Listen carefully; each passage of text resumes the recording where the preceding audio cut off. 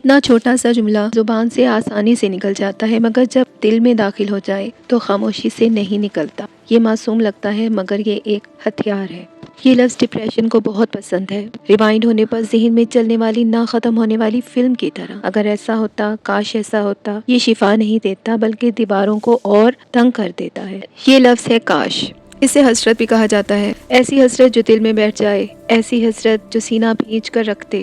جب انسان کہتا ہے کاش ایسا نہ ہوتا تو وہ دراصل ایک ایسا دروازہ کھول دیتا ہے جس سے شیطان داخل ہوتا ہے، کیونکہ کاش ماضی کو نہیں بدلتا لیکن ایمان کو کمزور ضرور کر دیتا ہے۔ کاش ایسا ہوتا کہنے کی بجائے ہمارے نبی حضرت محمد صلی اللہ علیہ وآلہ وسلم نے یہ کہنا سکھایا، یہ اللہ کا فیصلہ ہے اور وہی ہوتا ہے جو وہ چاہتا ہے۔ یہ یقین تمہیں ماضی سے آزاد کر دیتا ہے۔ جب تمہارے ذہن میں کاش کا لفظ سرگوشی کرے تو تم نرمی سے جواب دو، اللہ نے میرے لیے یہی راستہ چنا اور وہ کبھی بغیر حکمت کے انتخاب نہیں کرتا۔ دروازہ بند کرو اور سانس لو، کیونکہ اللہ کی مرضی میں ہی بھلائی ہے۔